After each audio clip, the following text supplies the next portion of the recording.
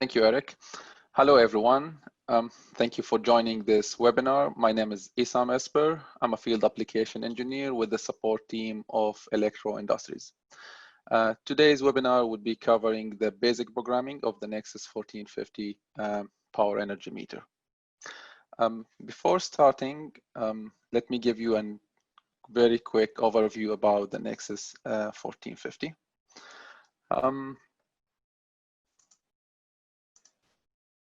As you can see in this picture here, the Nexus 1450, it's a high power quality industrial meter.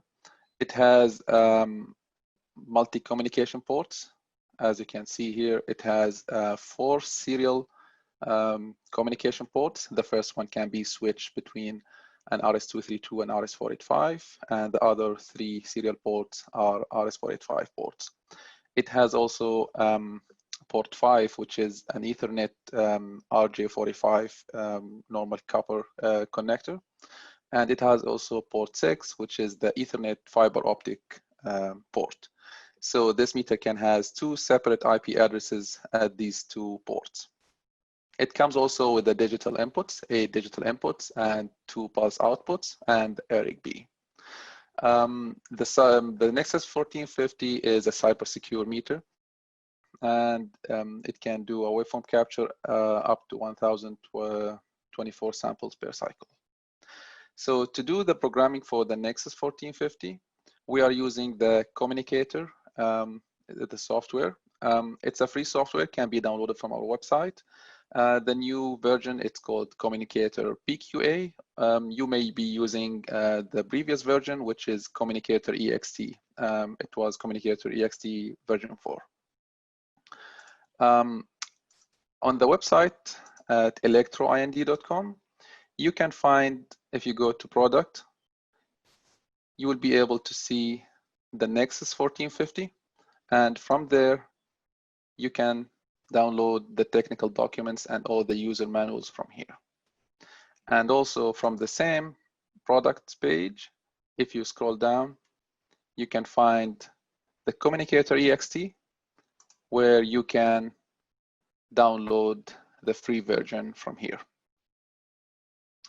So going back to the Communicator EXT, we would start by connecting with the meter. To do the connect, we have the connect icon here. I will click on this. And as you can see, we have 2 options. So the serial port would be used when we are connecting to the Nexus 1450 using any of the serial ports, either the RS-232 or the RS-485. These settings should be matched with the port setting itself. So the device address, which can be a number between 1 and 247, by default, the device addresses would be 1 for all the communication ports.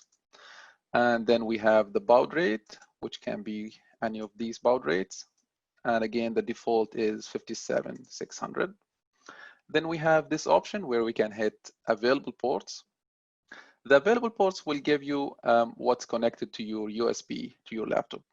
As you can see here, it's telling me that I have a USB serial cable connected to port COM3. And then the protocol, which is Modbus RTU, and the other options, which would be matching with the port settings. So we have the flow control none, the echo mode is no echo, and the parity is none.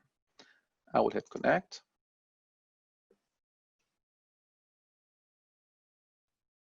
And once I'm connected, the device status window will pop up like this.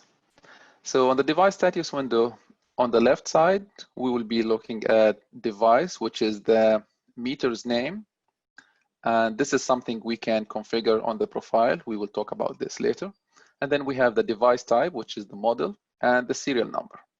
And on the right side, we will see the firmware information, like this is the version of the firmware, and the V switch of the meter. And it tells us about the status of the meter, like you can see here. It has a healthy COM state, healthy DSP state, and the password is disabled. So I will hit OK and disconnect to show you how we can connect using the Ethernet port or the network port. So I will hit connect and choose network. And from here, we have the device address, which is also by default 1. And the host would be the device or the meter's IP address. The default IP addresses for our meters would be either 10.0.0.1 or 10.0.0.2, depends on the model. But my meter now has an IP address 10. Sorry for that. 10.0.0.14. The network port by default is 502, and the protocol, of course, for the network should be Modbus TCP. I would like to mention one more thing before connecting with the meter, that when you are using the network port, and let's say that you are connected directly with the meter, not through the network, you have to make sure that your IP address is set on the same IP address range or IP address domain. So for example, you can go to your network settings and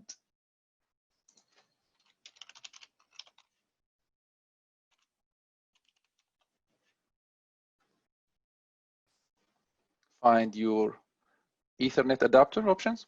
This is like in Windows 10. In Windows 7, it could be called LAN, local area connection. So I would go to my adapter here, and I would find the Ethernet adapter I'm using, hit properties, and go to Internet Protocol version 4 TCP IP v4. And that would set my IP address or my laptop IP address to be on the same IP address range, like I'm setting here this for 10.0.0.6. And no need for the default gateway when we are connected directly with the meter. So going back to the communicator, using the connect icon here. And I would get the same device status window once I connect to the meter. So that's all about how we can connect for the Nexus 1450. Now we will talk about how we can do the basic programming and like the default profile, and how we can do the CT-PT ratios and all the basic programming of the 1450. After we get connected with the meter, we will go to profile here.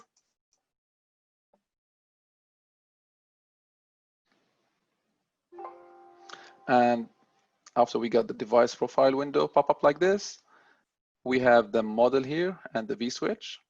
And on the tree menu, we will go to the general settings. Under the general settings, we have CT-PT ratios and system hookup. It's a one window for all of these, so I can't choose any of them. And this is where we set the CT ratio.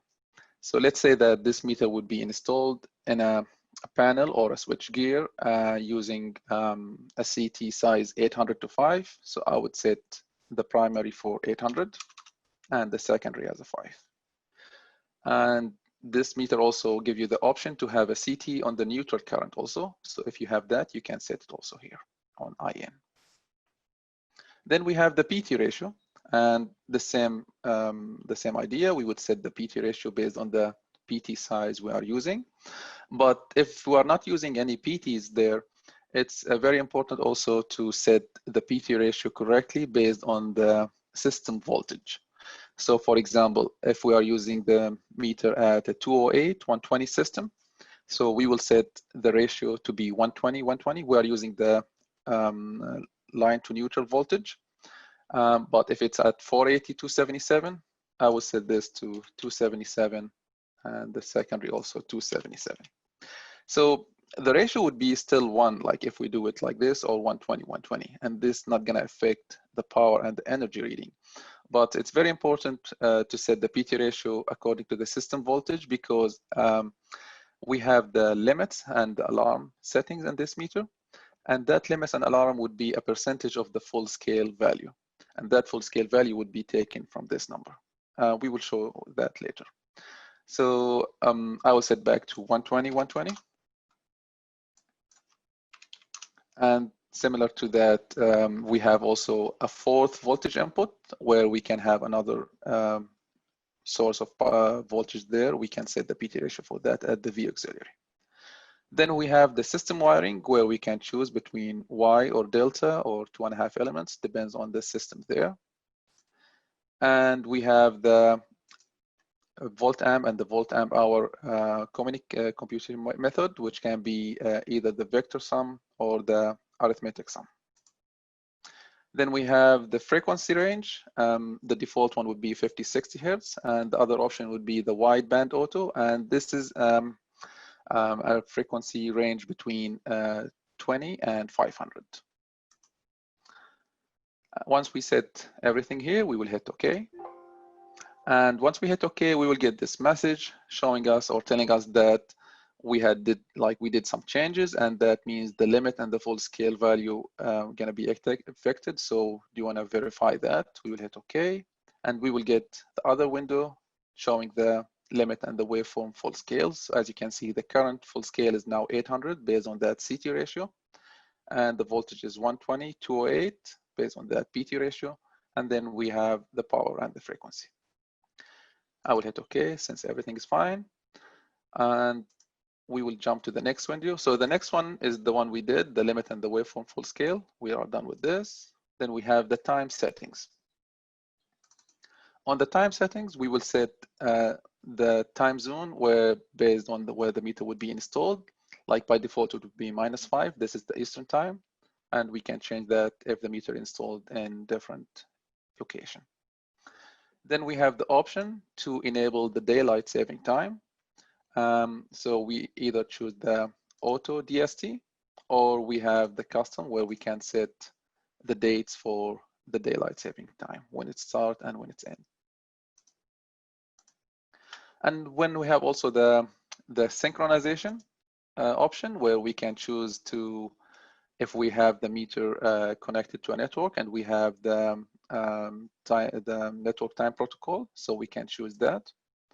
And if we choose that, we have to configure that by choosing which port is used to connect to that network. We will talk about this in more details when we talk about the communication ports. If we don't have that option, we can choose the line sync 60 Hertz and hit OK. The next section would be the labels. And under the labels, this is where we can give the name for the meter.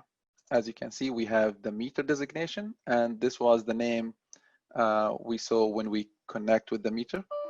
So we can give a different name from here, and we can give a label for the voltage auxiliary and for the neutral current.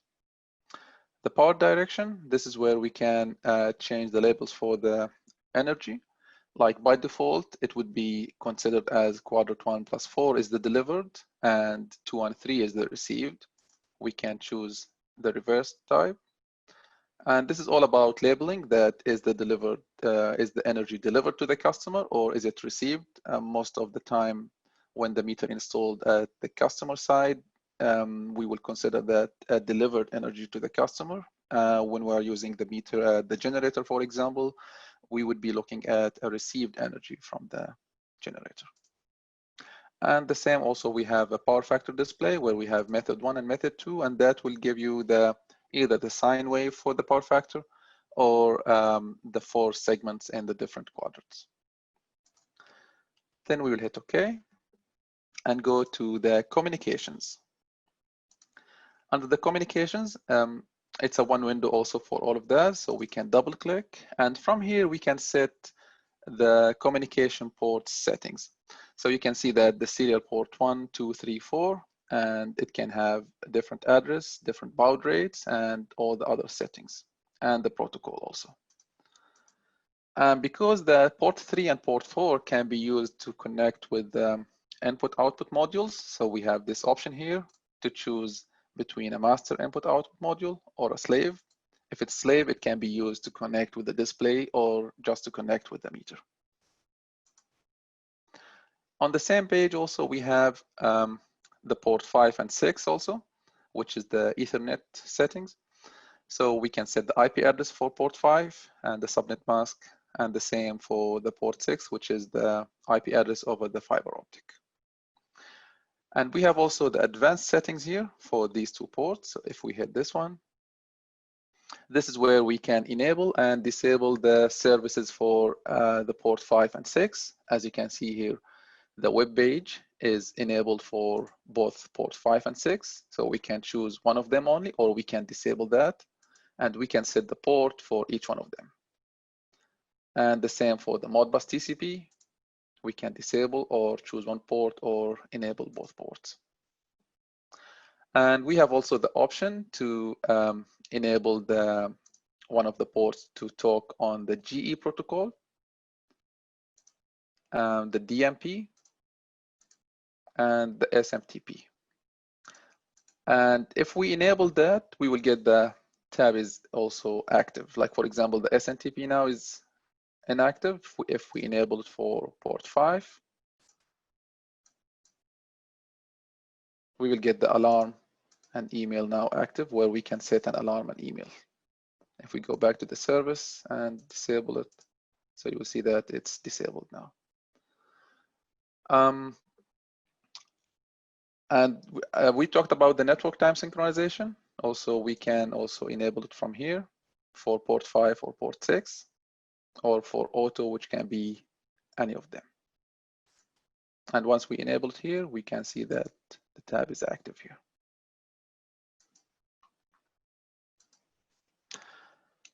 After the communications, we have the DMP custom class. If you are using the DMP protocol, this is where you can configure the DMP map. So you have all the objects here, and you can add all the points by adding the line and the point from here. So like, for example, object 1, object 10, object 30. So all that you have to do is just add the numbers here, and you will get the description for that point.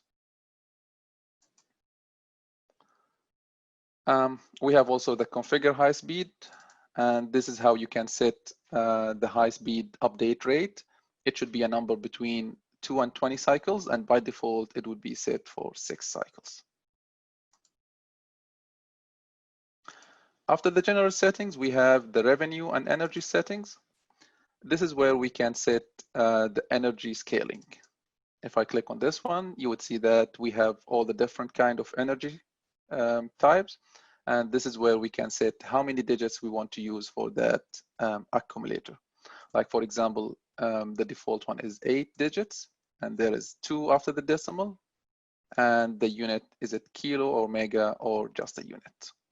And according to what we choose here, the example would tell us how it would be looking like. Like for example, if I choose 9, just 1 after the decimal and mega, we would be looking at like this accumulator.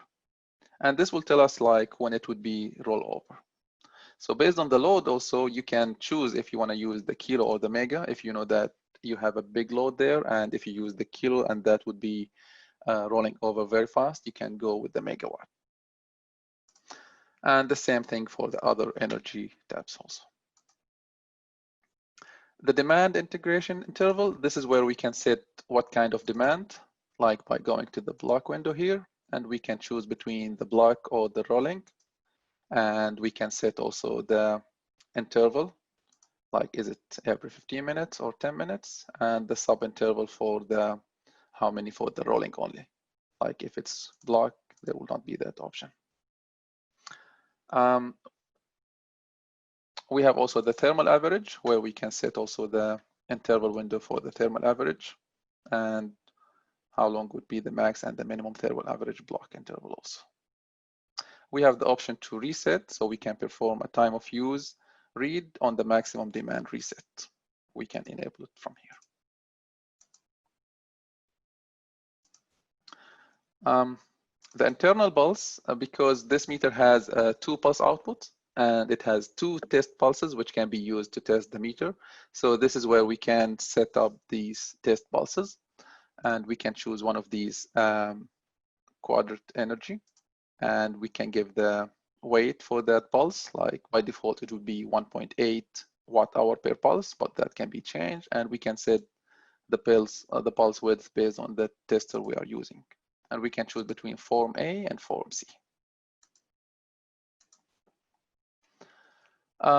We have also this option where we can enable the transformer line and loss compensation.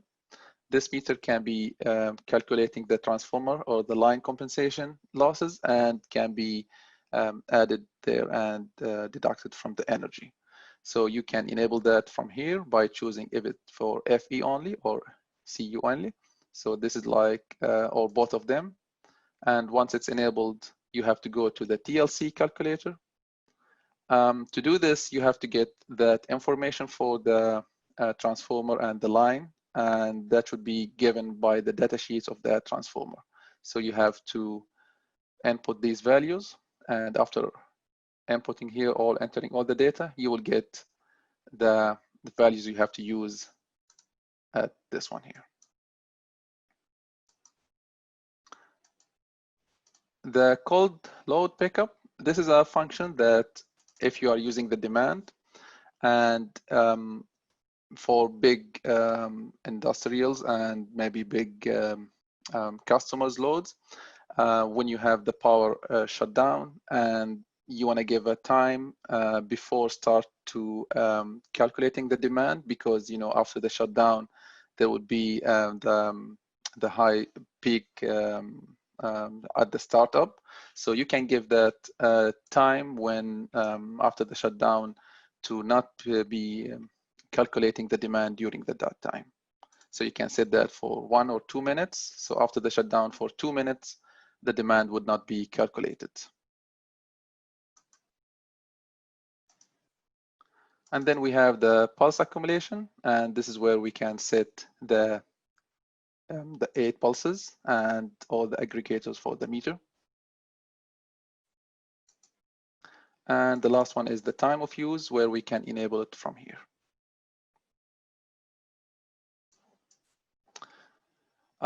Of course, like everything we are doing here on the profile, we are doing on the software. So at the end of changing everything here, we have to hit update device. And once we hit update device, because I did change the CT ratio, so it's telling me that the energy will be reset, and I can hit yes if I want to continue. And it's telling me that do you want to continue because there's a module setting are corrected here. It's okay. And when you do that, it will give you the option to retrieve the logs, because we did that energy and CT settings change. So the logs would be reset. So before resetting the logs, it gives you the option if you want to retrieve these logs. And then continue.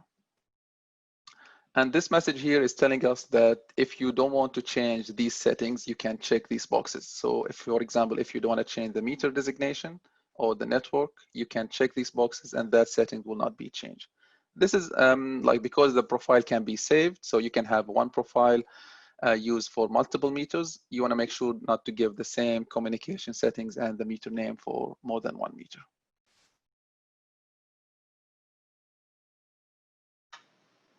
It's uploading now the new settings to the meter. And it tells us that the logs had been reset. And going back to the device profile after updating the new settings, you can make sure by going to the general settings and see that the CT ratio is 800:5 now. So that's all about the basic programming here on the profile. On the next topic here, we would cover the polling screens and the reset of the meter. And to do that, I would be connecting to another meter to have a real-time data. So I would use one of our demo meters in the office.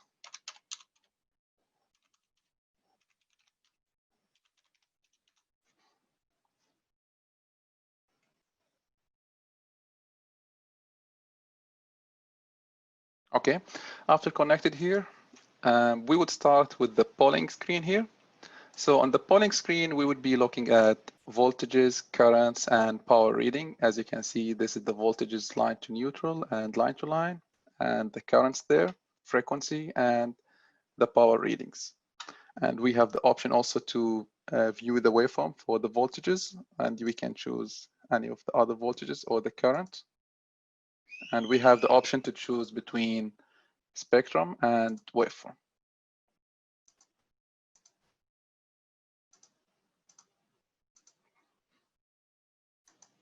The next one would be the energy. This is where we can see all the energy readings. So as you can see, we have the delivered watt hour, the received watt hour, the VAR hours, and the VA hours. We have also the option to go to energy here, where we can see the energy on primary and on secondary, which before multiplying by the CT and the PT ratios. And we have also the accumulated demand and the different kind of energy readings, the I and V square T, the Q hour, all the energy readings from here. The next one would be the harmonics. And as you can see, we can look at all these harmonics readings up to 127th order. And also we can see the total harmonic distortion. And we can also have the option to do a spectrum or waveform if there is an harmonics there. Then we have the phasor. This is a nice function to help if there is any wiring issue and we need to troubleshoot that. So the phasor diagram can tell us what's the wrong exactly with the wiring. When we're looking at the phasor, we are looking for something similar to this. We have the three voltages, 120 degree apart, and we have the current of each phase like lagging or leading the current by a small angle. This meter is on the lab, and that's why you can see it has a very good power factor, which is 1, and the current and the voltage, they are on phase. In real life, we would be looking at a small angle between the voltage and the current, but if it's something different than that, then we can define what's the wrong with the wiring, if it's a reverse polarity, if it's across phases, and how to fix that. The flicker, this meter has the ability to also give you the short term and the long term for the flicker, and you can see that from here.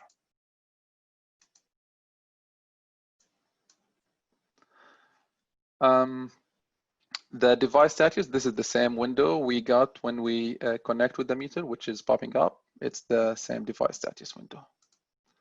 And we have also the alarms. And this is based on how we set the alarm on the profile. Like for example, this meter has the voltage and had been set to be if it's above 144 and below 96. So you can see that the voltage is always 120, so it's in the limit. So that's why we have the green here, while the current here is set for above 6 and below 4. So you can see that the limit 2 is hit, and that's why we got in red.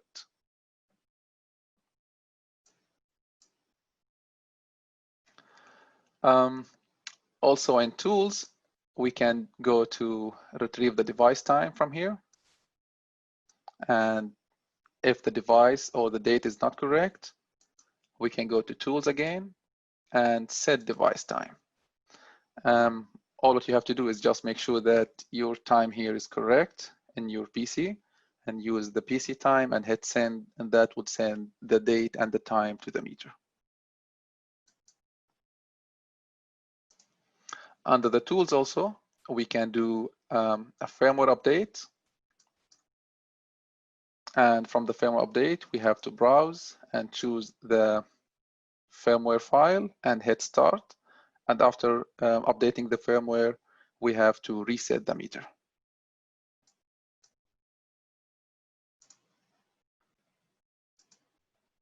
We can also reset the energy accumulators and some other tabs also from here, reset device information.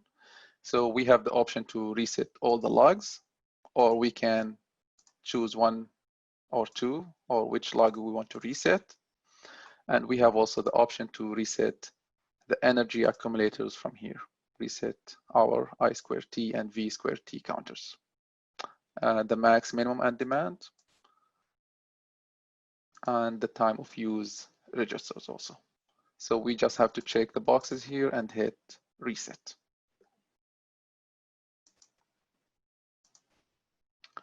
The security under the tools, also you can enable the security. As you can see that when I connect to this meter, it didn't ask for any password because the security had been disabled, but we can enable it from here.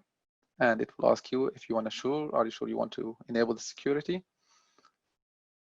And I will give it the password very quick.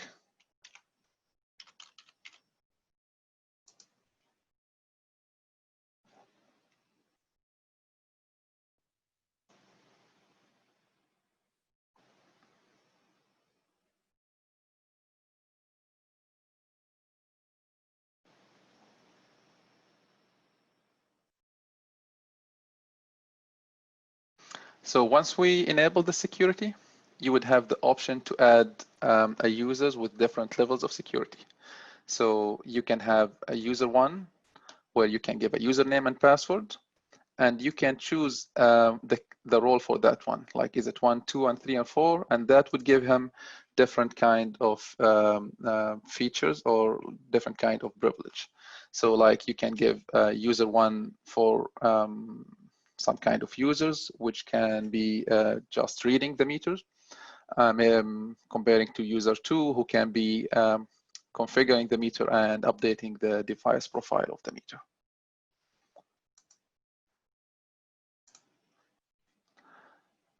On the real-time pull also, we can also pull some kind of readings from the meter, like similar to the polling and the energy screens here.